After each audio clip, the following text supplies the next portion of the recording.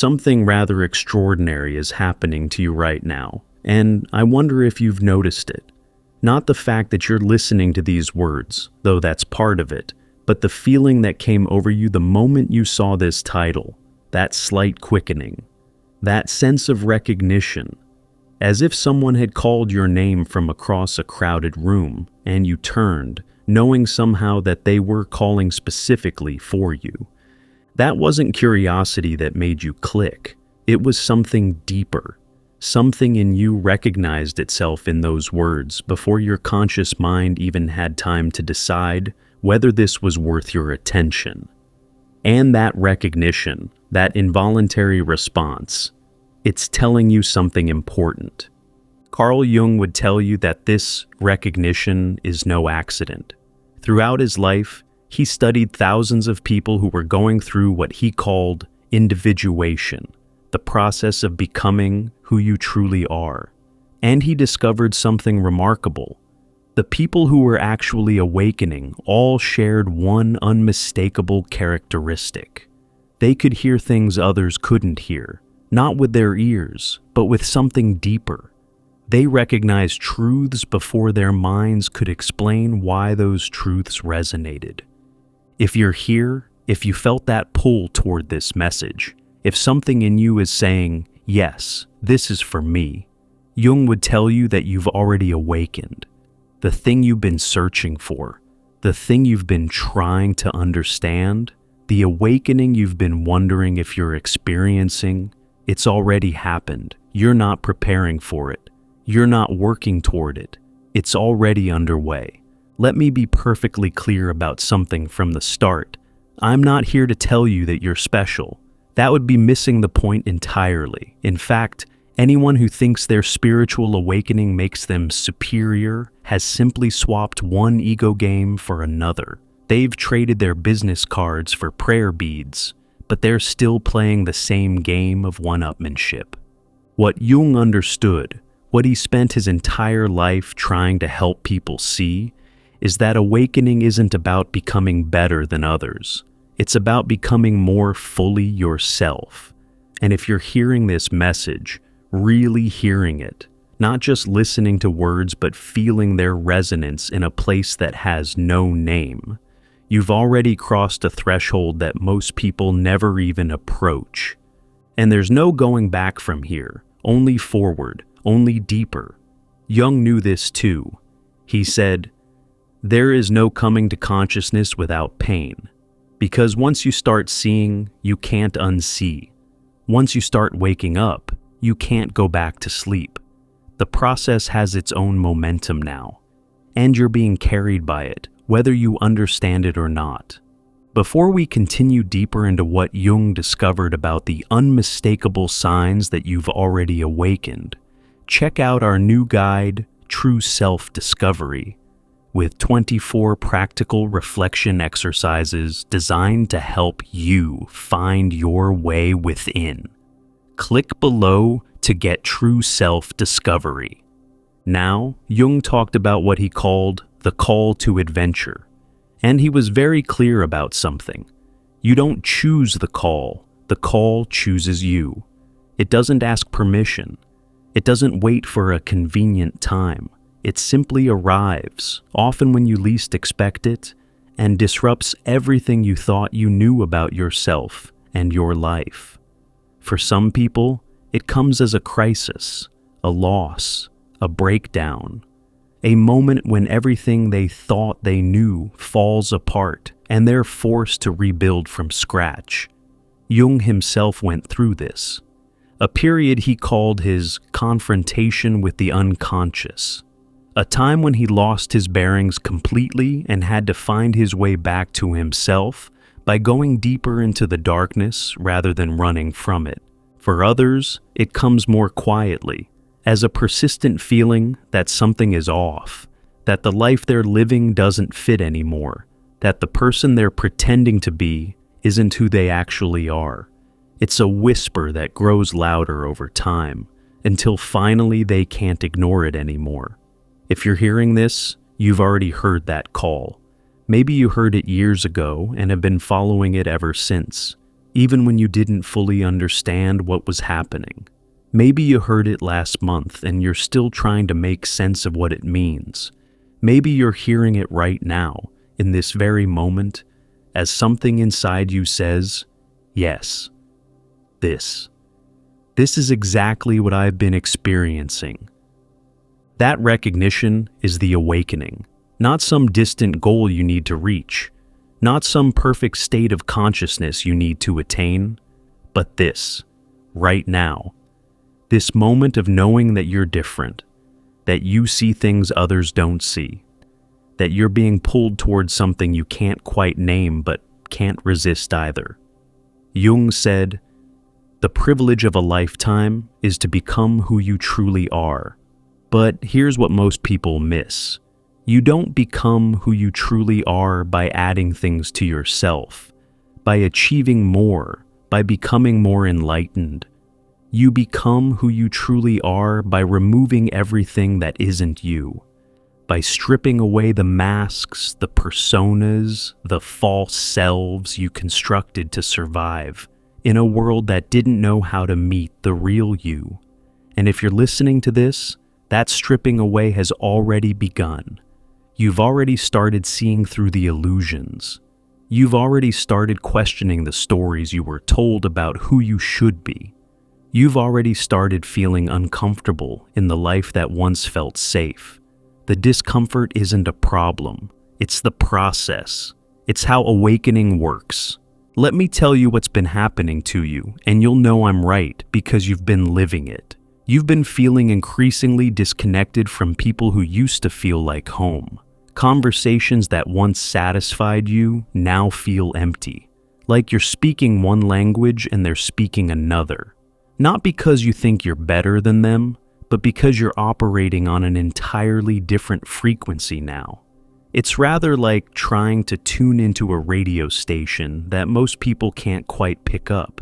They hear static where you hear music, and they hear music where you've begun to notice the silence between the notes.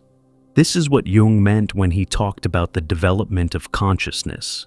He said, "There is no coming to consciousness without pain. Because every time you see through an illusion, you lose the comfort that illusion provided.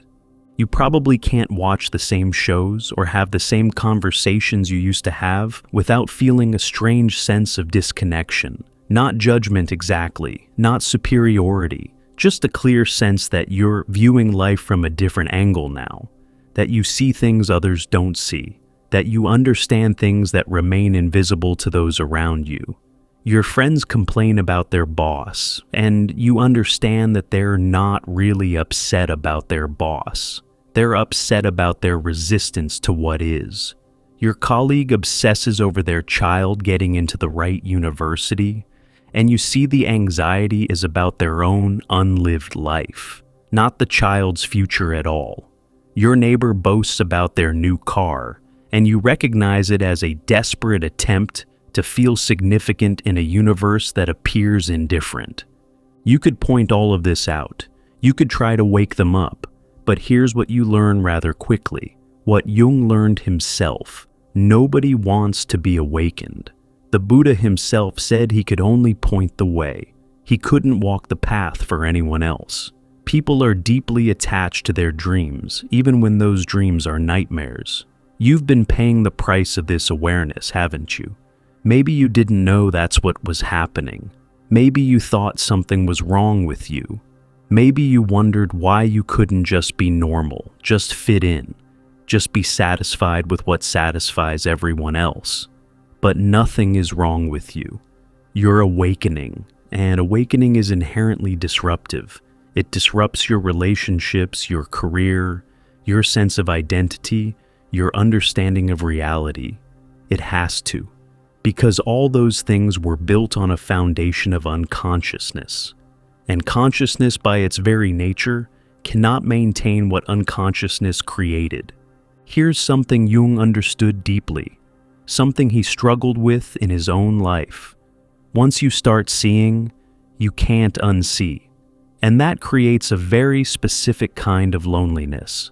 Not the loneliness of being physically alone, That's actually often a relief now. But the loneliness of being surrounded by people who are still asleep. You're at a gathering, and everyone is laughing and talking and playing the social games they've always played. And you're there too, but you're watching it all from a strange distance. You see the masks everyone is wearing. You see the desperate need for validation underneath the casual conversation. You see the fear and pain everyone is working so hard to avoid. And you can't participate the same way anymore. You can't pretend you don't see what you see.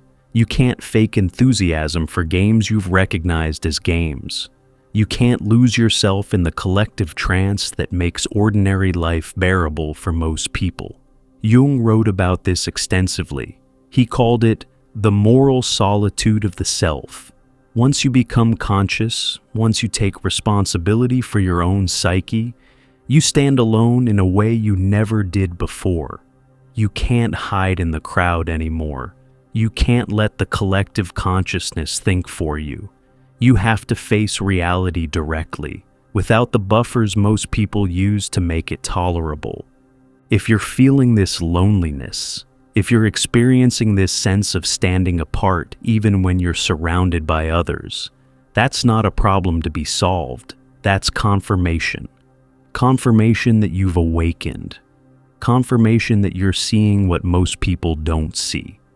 Confirmation that you're on the path Jung described, even if it's harder and lonelier than you thought it would be.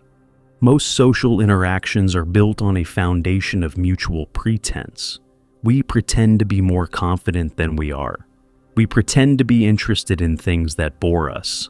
We pretend to agree when we disagree, to understand when we're confused, to be fine when we're falling apart. But when you wake up, you lose your taste for pretense. You can't quite muster the energy to maintain the facade anymore. When someone asks, "How are you?"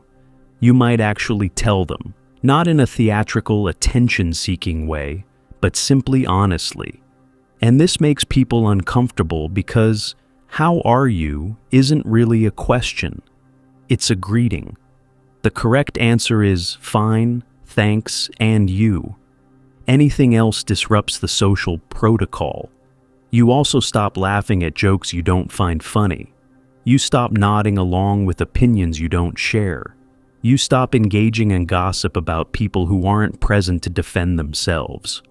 Not because you're trying to be difficult, but because these things suddenly feel like eating cardboard when you've tasted real food. And if you're recognizing yourself in what I'm describing and want to go deeper into your own individuation process, check out our new guide, True Self-Discovery, with 24 practical reflection exercises designed to help you find your way within. Click below to get true self-discovery. Jung's great insight was that the unconscious is constantly trying to communicate with us, primarily through dreams. And if you've been awakening, your dreams have probably been trying to tell you something. They've probably been getting more vivid, more symbolic, more insistent, more impossible to ignore. Maybe you've been dreaming about houses, exploring rooms you didn't know existed, finding hidden spaces, discovering that your home is far larger than you thought. Jung would tell you that house is your psyche, and those hidden rooms, they're parts of yourself you haven't integrated yet, parts you didn't know existed, parts that are ready to be discovered and brought into consciousness. Maybe you've been dreaming about journeys, being lost, searching for something, trying to find your way home through unfamiliar landscapes. These aren't random anxiety dreams. They're your unconscious showing you that you're in transition, that the old maps don't work anymore, that you're searching for a new understanding of where you belong and who you are. Maybe you've been dreaming about people from your past, parents, old friends, former lovers appearing in strange contexts. Jung would say these aren't really about those people. They're about the parts of yourself those people represent. The father in your dream isn't your actual father. He's the internal father, the masculine principle, the authority you've internalized. The fact that your dream life has intensified, that you remember your dreams more clearly than you used to, that they feel more meaningful and charged with significance, that's a sign. Your unconscious is working overtime to help you through this transition. It's offering you guidance, showing you where to look, revealing what needs attention. Most people ignore their dreams. They wake up, shake them off, return to ordinary consciousness without a second thought. But you're not most people anymore. If you're awakening, your dreams are precious messages from the deeper parts of yourself. Jung spent years analyzing his own dreams, treating them as direct communications from the unconscious. Pay attention to yours. Write them down. Sit with them. They're trying to help you navigate what's happening. One of Jung's most important discoveries was what he called the shadow. All the parts of ourselves we've rejected, denied, or pushed into the unconscious because they didn't fit the image we wanted to maintain. And here's what happens when you awaken. You have to meet your shadow. There's no way around it, no shortcut, no bypass. You've probably been noticing things about yourself lately that disturb you, anger you didn't know you had, selfishness you thought you'd overcome, desires you were taught were wrong or shameful, jealousy, pettiness, cruelty, all the human qualities you've been trying to pretend you don't possess. This isn't regression. This isn't you becoming a worse person. This is you becoming an honest person. This is you finally looking at the parts of yourself you've been hiding from, even from yourself. And it's terrifying, yes, but it's also essential. It's unavoidable. It's the only way through. Jung said, until you make the unconscious conscious, it will direct your life and you will call it fate. Your shadow has been running your life from behind the scenes, making you react in ways you don't understand, causing you to sabotage yourself in patterns you can't break, creating problems in your relationships that seem to repeat no matter how hard you try. But now you're seeing it. You're recognizing these shadow elements. You're acknowledging them. And that's the first step toward integration, not getting rid of them. Jung was clear that you can't eliminate the shadow, but integrating them, owning them, accepting that you contain all of these qualities, light and dark, acceptable and unacceptable, beautiful and ugly. If you're going through this process, if you're having to face parts of yourself you'd rather not see, good. That's how you know you're really awakening. Because real awakening isn't about becoming some idealized, perfect version of yourself. It's about becoming whole. And wholeness includes everything, especially the parts you've been trying to disown. Here's something nobody tells you about awakening, something Jung experienced himself during his confrontation with the unconscious. It requires a death, not a physical death, but the death of your old identity. The death of the person you thought you were. The death of the story you've been telling yourself about your life. Jung called this ego death, and he was clear that it's one of the most difficult experiences a person can go through, because your ego, your sense of I, is what you've been identifying with your entire life. It's how you know who you are. It's your reference point. And suddenly, that identity is dissolving like salt in water. Maybe you built your identity around being successful, and suddenly success doesn't mean what it used to mean. The achievements that once felt important now feel hollow. Maybe you built your identity around being a good person, and now you're recognizing your shadow and realizing you're far more complex than good. Maybe you built your identity around your relationships, and now those relationships don't fit anymore. This dissolution feels like dying because, in a sense, it is. The you that you thought you were is dying, And even though something more authentic is being born in its place, the dying part is still terrifying, still disorienting, still painful. If you're in this phase, if you're feeling like you don't know who you are anymore, if you're experiencing what feels like an identity crisis, you're right on track. This is what awakening looks like from the inside. It's not peaceful and blissful, at least not at first. It's chaotic and frightening. It's supposed to be. Jung said, "The self is not only the center, but also the whole circumference which embraces both conscious and unconscious. It is the center of this totality." What he meant is that your true self, your self with a capital S, is much larger than your ego. But to discover that larger self, your ego has to die. Or at least, it has to stop being the center of your universe. And that's what's happening to you now. Your ego is being dethroned. Your old identity is being dismantled. And in its place, something truer, something more authentic, something more aligned with who you actually are. That's emerging. It's painful. But it's also necessary. It's the only way to become who you truly are. Here's the truth Jung would tell you. You can't go back. Once you've started awakening, once you've started seeing what you see, you can't unsee it. You can try to go back to sleep. You can try to return to your old life. You can try to be who you were before. But it won't work. The old container can't hold the expanded consciousness. The old identity can't accommodate the new awareness. The old relationships can't contain the person you're becoming. Some people try anyway. They get scared by the awakening process and they retreat.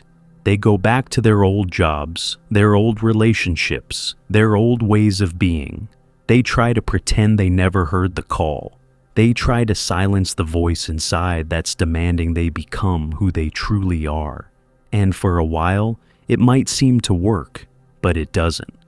Because once awakening has begun, it continues. Maybe more slowly, maybe more painfully, but it continues. The unconscious doesn't give up. It keeps pushing. It keeps calling. It keeps creating crises and disruptions until finally, you can't ignore it anymore. If you're hearing this message, you're past the point of no return. You've already crossed a threshold that can't be uncrossed. You might resist what's happening. You might wish it would stop. You might long for the simplicity of your old life. But you can't go back. You can only go forward. And here's what Jung would want you to know. That's actually good news.